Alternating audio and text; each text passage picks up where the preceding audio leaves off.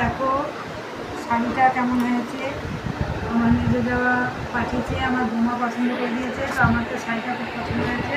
তো তোমরা কাছ থেকে দেখো শাড়িটা, এই যে ব্লাউজের পিস সেটা কাছে নিয়ে, আর না না এটা আঁচল, এটা আঁচল আর এটা ব্লাউজের পিস। তো শাড়িটা কেমন হয়েছে কমেন্ট করে বলো। আমার তো বেশ ভালোই লাগছে।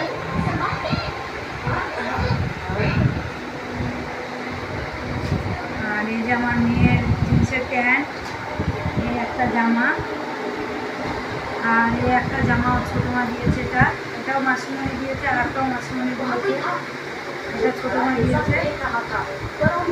এই যে এটা মাসিমণি দিয়েছে, এটাও মাসিমণি দিয়েছে, আর এটা মেম্মা দিয়েছে। তো দেখো জামাটা খুব সুন্দর, পরে আরাম পাবে। আর এই যে প্যান্ট, তো আর বাদ বাকি এখনও আছে, তোমাদেরকে এখনও দেখাবো। আজকে অবধি থাক, কারণ ভিডিওটা অনেক বড় হয়ে যাবে। তো তোর কটা জামা আছে? 12টা।